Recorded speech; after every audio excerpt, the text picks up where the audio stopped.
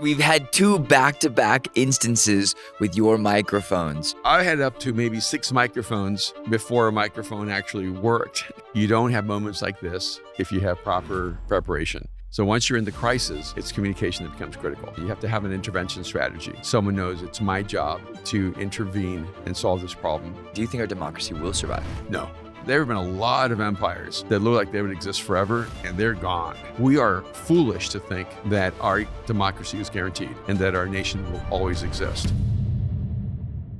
You're listening to the Mind Shift podcast. My name is Erwin McManus, and I'm here with my dad, Erwin McManus. How are you doing this morning? I'm doing fine. We're both still waking up. Some days you jump out of bed, and some days you don't.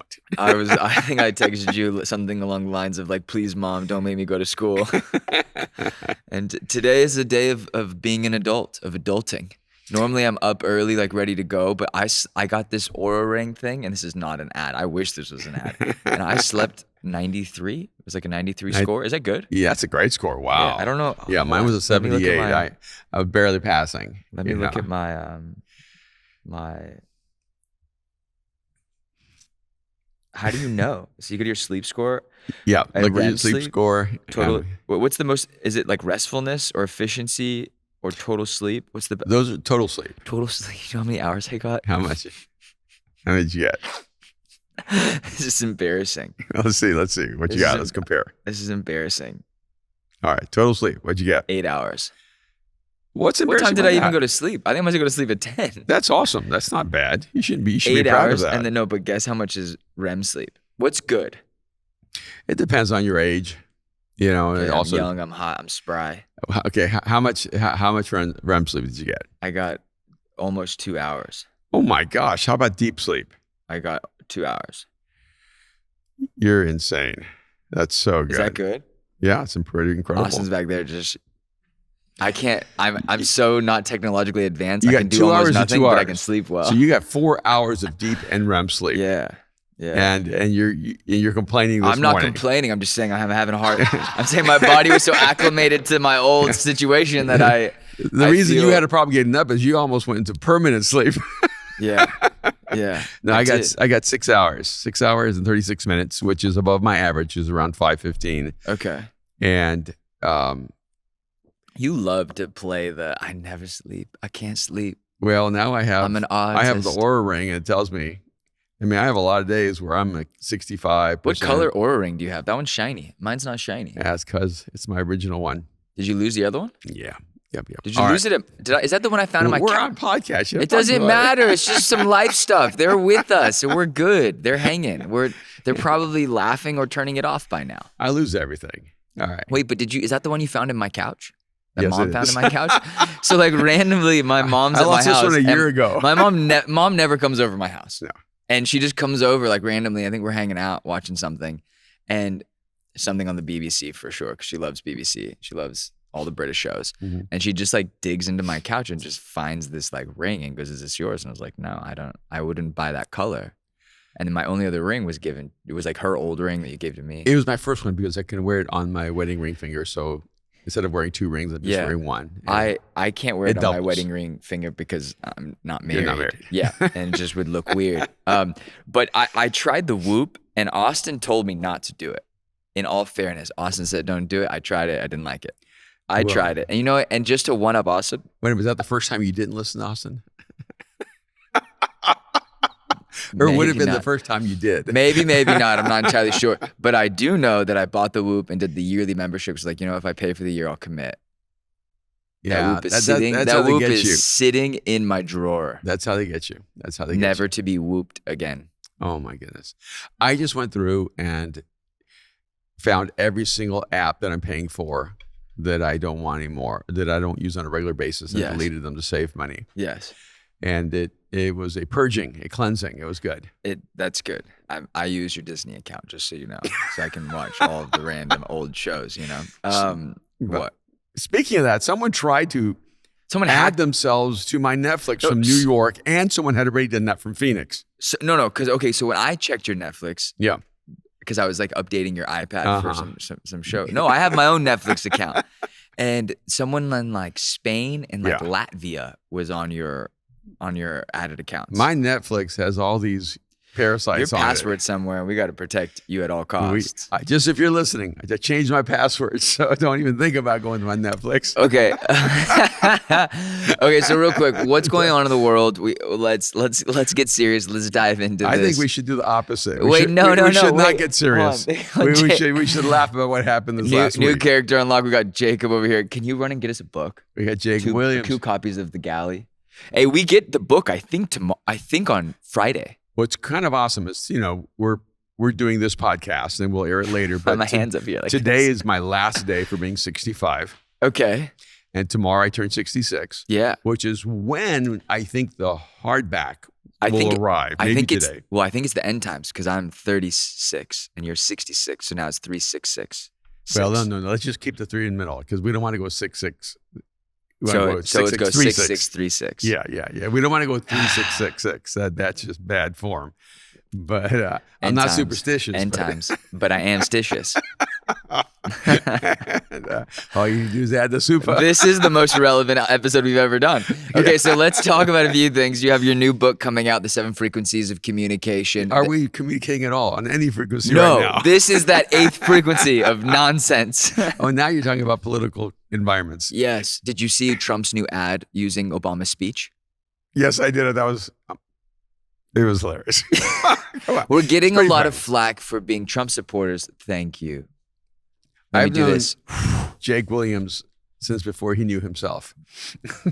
That is so meta and so weird, but also so true. I remember when Jacob Williams, he doesn't like Jake anymore. Jacob? It's whatever you like. No. What do you like? Okay, Peter. What? Jake. Pete, how you doing, Pete? Jacob. He likes Jacob. How you doing, Pete? You say whatever you like. He's Pete now. Pete Williams. I've known Jacob since he was Jake. Petey Pete. I did. It's crazy. I knew him when he was Jake. Now he's Jacob. Jacoby and Myers. That's what happens. Okay, so a few things are going on in the world. Trump used Obama's speech against him. It's the one where he talks about this can't happen. The sequel is worse than the original. The bumbling. We need a new chapter, a new change. It talks a lot about his communication style, the bumbling, droning on, and pettiness. But what's interesting is that was a great example of. I gotta find this speech. I'm trying to use the language we use now, but it's gaslighting, right? Because gaslighting gone in reverse. Okay. Because people get upset with me, but I love the way Obama communicates. So I'm a huge fan of just the way he presents himself and everything. But sorry, his speech implied that the Democrats were not in charge of the White House. I mean, his speech sounded like the Republicans were in the White House. It was like Trump was in the White House and we need to get him out of the White House. I know. And so he set himself up for this kind of marketing spin. Yes. Because for the last 12 of the last 16 years, the Democrats have held the White House. So you can't say it's time for a new chapter. It's time for a new season. It's time for a new beginning. It's time for a new direction or a new vision because they're in office. So if he's saying that, he's actually promoting the opposite party. It's so it was like a softball pitch. Somebody was watching that going, thank you. Okay, so just from marketing perspective, just from a pure marketing perspective. Barack Obama might be one of the best communicators in the United States. World. Yes, absolutely. Yes. He might be the greatest world leader as far as a communicator goes. I don't know that there's a more effective one that I know globally other than Bukele.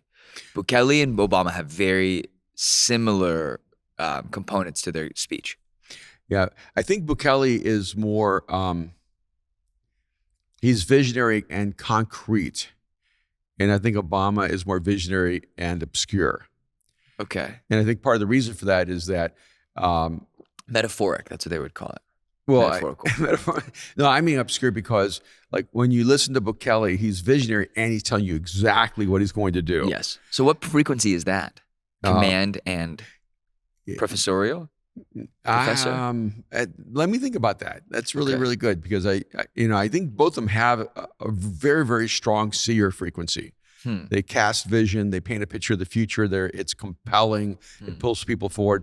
I think one of the differences with Bukele is that he has kind of he does have like a mix of challenge in there. He's saying basically, if you're corrupt, we're going to find you. You're in a gang, we're going to If get you're in a you. gang, we're going to find you. If you're committing violent acts, we're going to find you. Like, so he's very concrete, very detailed, specific about how they're going to accomplish that vision. And I think with Barack Obama, his vision becomes more ethereal because the policies aren't as attractive or dynamic. Like, you know, in El Salvador, you go, oh yeah, if we're going to stop being the murder capital of the world, we have to put the murderers in prison. Right. Like, it's very concrete and very clear. Here it's, if we're going to reverse inflation, what do we do?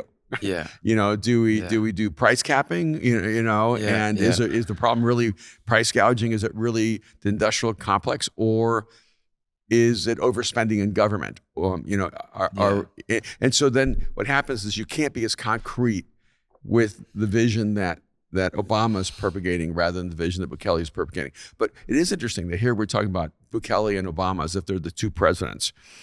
And the two presidents are, well, it's actually Bukele and Biden, but we don't have anything from Biden. Biden didn't show up to the DNC. That's insane to me. He's disappeared. He didn't show up, right? I didn't see it. He did speak. Did he speak night one? Yeah, he did speak night one. He spoke really late, yeah, like they had midnight or something. They had like 30 speakers before him. I think they had the janitor at the convention to speak but before was he he? did. I mean, like insane. I guess maybe from like the hours that I watched the DNC versus the hours I watched the RNC, and I watched probably more DNC than I did RNC because once Hulk Hogan came out at the RNC, I kind of checked out. And then once Little John came out of the DNC, I kind of checked out. But they were showing Trump every 30 seconds. They would kick to Trump, sitting in the stands with his family, sitting with his granddaughters, sitting with his kids. They never cut to Biden, at least from what I saw. I did find Michelle's speech to be fascinating. I did find Barack's speech to be inspiring, a little scary at times. Biden's speech was a little scary, a little bitter, a little unhinged. But Kamala's speech was really interesting. She gave an amazing speech. Really well crafted, really well written. It felt like Barack wrote it, or whoever wrote Barack's speech wrote Kamala's. Kamala's. Yeah, Kamala's, yeah. And still hoping and waiting that she decides to be interviewed. Oh, that she, yeah. So let's give her flowers, though. She did a great job. She does a great job when she's reading other people's material. She does a great job. No, and here's my. I don't know if those are flowers. They're the way you there gave are that. flowers. They're flowers. No. Some fruits are chilies. But here's the thing. I think that she gave a great speech, and if she touched on policy at all, it would have been an amazing speech. It would have been one of the greatest speeches we've ever heard.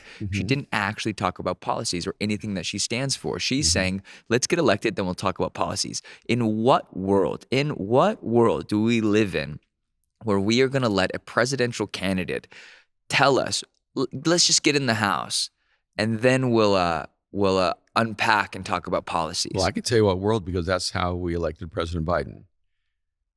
It wasn't a policy-driven campaign. It was an anti-Trump campaign. And so there really is only one central focus.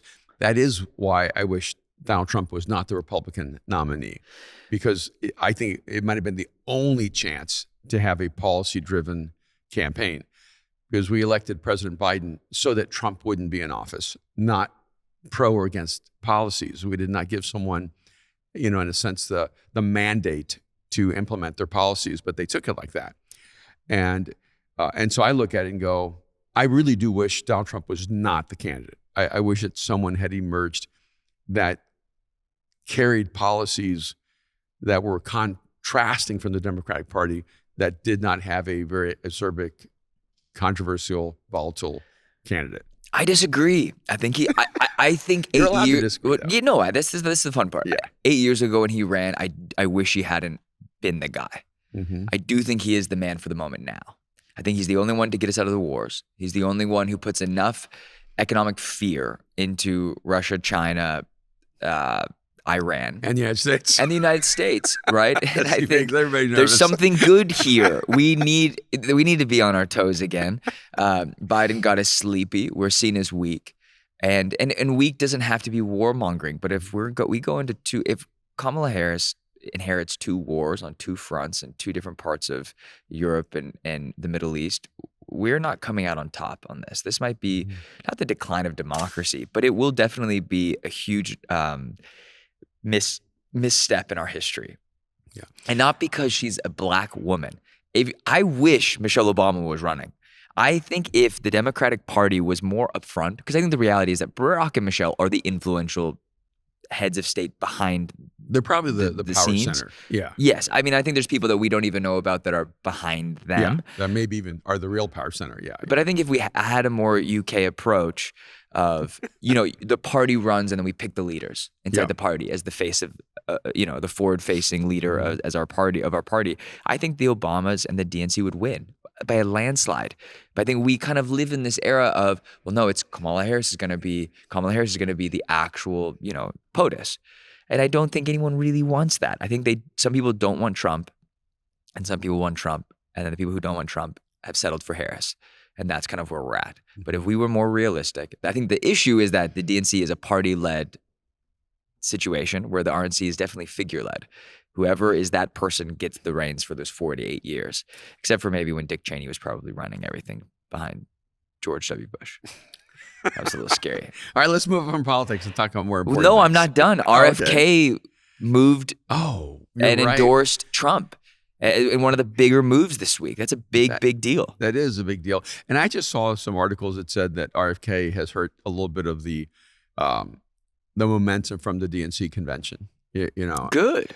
And he's our little John. It's an odd thing. There's a little nostalgia for me. I mean, I know his whole family has rejected him, but I'm old enough where John Kennedy was my hero. And I mean, I read his biography as a kid, and Robert Kennedy was my hero. And I was devastated when he was assassinated. And so I have a Kennedy nostalgia that I just have to admit. Mm-hmm. And so when Robert Kennedy Jr. emerged on the scene again, I was definitely pulled in by my Kennedy nostalgia. Yeah. He was on second base before he even said a word to me. And then as I listened to him, I know there's some things he has said in the past are kind of outlandish and a little bit on the edge of extremism. But, like what? Well, it just depends on your views on like environmentalism or your views on his views on vaccines. But what do you mean? I know Mark Zuckerberg just put that release out saying that he was pressured by the Biden administration to get rid of censorship, censor COVID-19 facts. Yeah, and that's why I'm like saying this almost like past tense, because I agree with a lot of what he says. I actually think his view on environmentalism is really accurate, really spot on. I think it's a great move for the right to have him as a part of their coalition, because he actually represents a lot of what left-leaning kind of environmentalists might seek. Except it's not controlled by big corporations who are just trying to deal with make it seem as if the carbon issues are the singular issues in the environment. The issues is our food. Yeah. And he talked about that in his speech, his endorsement speech. Yeah, so there's a lot of things he focuses on that I think we don't have a lot of people who are advocating for that, and I love that. And I do think he's right in many ways. I don't think about all vaccines, but I do think he's right about big pharma and the way that vaccines are a massive industrial complex, and the way COVID was handled. So I'm surprised that he's supporting Trump. Are you? Well, not today, but it would have been a year ago. Okay, let me say that. The right is starting to look like we've got felons, we've got baby mamas. The right's starting to look like the that one old World War II movie where all the inmates go and fight. What, the Dirty Dozen? Oh, the Dirty Dozen. Yeah, that's what the right's starting to look like. Well, I feel like we're not on a line spectrum. We're in a circle, and the left just keeps going around, the right keeps going around, and they're showing up in different parts of the spectrum. No, the left is like Marvel at its worst, and the right is like the Suicide Squad, the director's cut that was unreleased and apparently actually really good, minus Will Smith. Oh my gosh. I don't know. Okay, anyways, right. So RFK goes to the right and I love it. You're a little bit concerned by it. And well, no, I think it's really interesting that the Democrats didn't try to have a conversation with them or pull him in some way. And And maybe it's how much his family resists his candidacy because, there's a lot of legacy there. I'm not really sure, but most of his issues should have been easily embraced by the Democratic Party. That's what I'm saying, is that it strikes me as odd. There was a rumor that CNN cut his speech off and just they did. I was actually watching it. On CNN? Yeah. And Communist National Network. It's amazing. You just really want to set us on fire today. Set who on fire? It's a jacuzzi. It's warm in here. Come on in. Yeah, no, I want a third party so badly, Yeah. And so, I think I told Kim in California I'm voting for JFK Jr. Maybe I shouldn't say who I'm voting for. JFK Jr.? Yeah, that's his. RFK. Robert K. Sorry, Yeah. Robert. I'm voting for Bobby. I'm voting for Bobby, and King, but you're just wasting your vote. And I said, I'm voting for the future of a third party. He's not on the ballot anymore. He is. He's in still California? on the ballot. But voting for him that's a non-vote. Yes, I know, but you can't do that. You can do that. I just think that our democracy is not going to survive with a two-party system. We have to find a way to break the stronghold of the Democrats and the Republicans. I just really believe that. And do you think our democracy will survive? No, of course not. But we're living in like the beauty of a dream. Yeah, I remember 20, 30 years ago, I got myself in trouble because, a lot of like very, very strong conservative right-wing Christians. I was at this event and they were like telling me I need to take a more political position for the right and I needed to, advocate for Republican, candidates. And wasn't I a true American? Wasn't I patriotic? And I said, hey, a 300-year run is a really good run for a nation. Like my purpose in life is not to guarantee the preservation of this nation. And I got myself in a lot of trouble. And I love this nation. I mean, like, in the history of nations, this is a pretty epic one. But I look back at history and I go, the Greek Empire looked unstoppable. The Roman Empire looked unstoppable. The empire of Genghis Khan looked unstoppable. The Egyptian Empire looked unstoppable. There have been a lot of empires that look like they would exist forever, and they're gone. I mean, they're gone. We are foolish to think that our democracy is guaranteed and that our nation will always exist. Our nation won't exist in the way that it exists now in the next, who knows, 100, 200 years. Hopefully it lasts longer. And hopefully we're able to figure this out and the world's able to come to a common, conclusion that killing each other does not bring the best world, the best humanity out of, we have to come to a global conclusion, not to a singular nation conclusion. And we've led the way, I think, for so many years. Mm-hmm. But I do think I don't know if we're coming to an end, but it does feel like in these moments, we're a lot more fragile than we realize. I think that what we have as a nation is so much driven by an ideal that I think is beautiful, that it makes us more fragile. If we had a lesser of an ideal of what a nation should be like, it would be less fragile. So China is less fragile. They do not have an ideal of democracy. Right. They do not have an ideal that every person matters and every person has a vote or every person has value, that freedom should exist for everyone. So their ideal is easier to preserve. Our ideal that the citizen should be free and the government should serve the citizen, it's so beautiful and so elegant, which means it's fragile and it's harder to sustain. For anyone that thinks that either party is truly for the freedom of the individual, I think is naive. Yeah. And I think it's something that we always have to fight for. And the moment you think the Republican Party or the Democrat Party is really for your personal freedom and they're trying to protect you, I think that you've made a terrible misjudgment. That's just my perspective on Okay, things. we have 6 minutes left. What's the last topic that we should attack? Well, I thought we were going to talk about my microphones, but we're not going to. We are. We have. We've had two back-to-back instances with your microphones. One at GLS in Chicago at this massive conference where your mic just decided to break down, and then we come back on Sunday. The first Sunday back here at Mosaic. No, because we were in Mexico City last week. No, but I mean that I spoke back here. in Hollywood. Yeah. your mic doesn't work at the 11:30. So I'm right here in Hollywood Boulevard. I walk up on the platform and I have a microphone and it doesn't work. It doesn't work. And then they hand me a second microphone and it doesn't work. Then they hand me a third microphone and I pretend it doesn't work by like just mouthing mouthing words. And then when I start speaking out loud, it doesn't work. It doesn't work. Was it 4, 5, 6 that I held? Because At least 4, might have been 6. I can count up to almost 6 because one of the singers behind me handed me their microphone. Who was it? Was it Ciela? Okay. Son? And Okay. then, So Son was on your left. He was like right and then they here. so I had up to maybe 6 microphones before a microphone actually worked. And I'm having to make some jokes along the way. And The crazy, like, shout out to our amazing production team, because I think oftentimes they get crapped on just in general, and they feel it the worst because they feel like they take such high ownership of like the gathering. yeah. The reality, the only criticism I have was that, like, I was like, the question I asked our amazing production coordinator afterwards was like, have you like drilled for this? Like, have you guys, and she's, and in her mind, she was like, yeah, we have.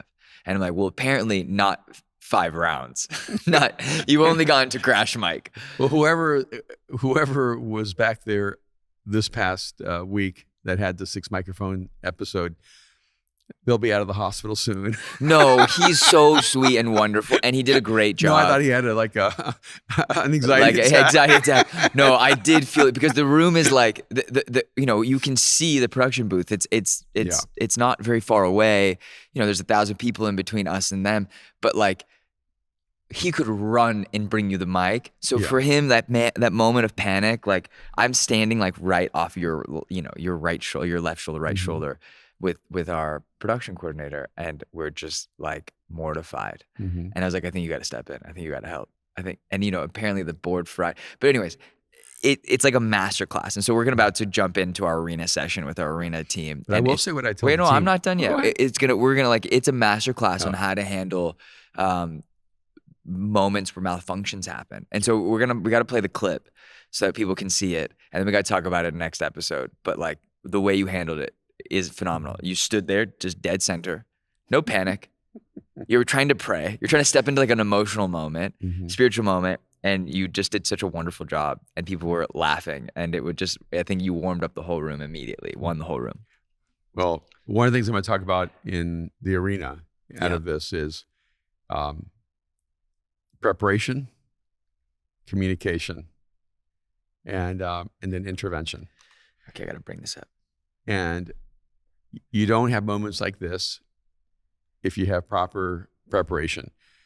Airplane pilots prepare for worst case scenarios.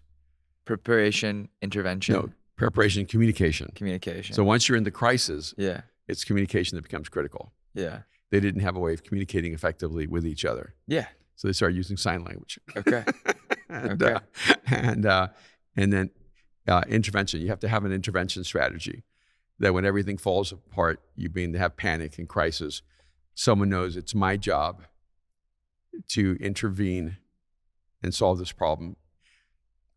Which I would say, Ashlyn, when it got to that moment, because I was kind of standing next to her being like, just let them figure it out. Like you kind of have to let them figure it out. And then, because she wasn't on comms, she was letting someone else lead it, which is great. Like I would rather that not happen on the week where you're actually speaking. Like that shouldn't happen. But I'm glad, like I think sometimes we tend to just save people too quick. Or like now that they have a great case study for like how to save the communicator. But she like let it happen for a minute, and then she grabbed the mic, stepped on stage, held up what channel it's on, and then handed it to you, and it still didn't work. And I would say I'm glad it happened to me, not someone else. Because if you're not a more seasoned communicator, that would paralyze you, and it'd be very, very hard for you to find your personal momentum to bring your best talk. Yes. And so for me, I'm really glad those things happen when I'm there, because I've trained for this. Yes.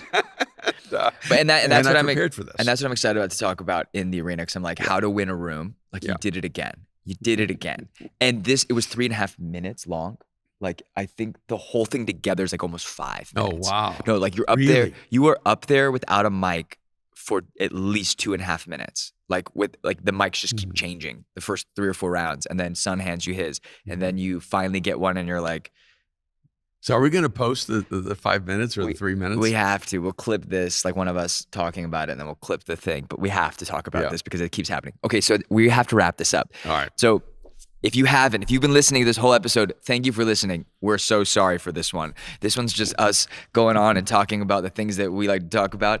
But please go and check out the newest book, The 7 Frequencies of Communication, your newest book, The Hidden Language of Human Connection.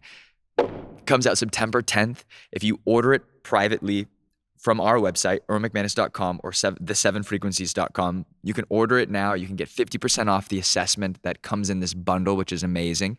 And on October 10th, October 15th is the official release of the hardback. the official release of the hardback on Amazon. We're getting it early, and we're still going to release it on September 10th. So you'll get it, and it'll be shipped from us. But on October 15th, you will be able to buy it on Amazon, buy it on the different bookstores online. And this is kind of our way of going. This is the beginning of our new publishing house, Arena Publishers, and we're very excited that this is our first book. So 7 Frequencies of Communication comes out September 10th and October 15th. All right, here we go. Thank you guys so much. I love you guys. Bye. Love you, Dad.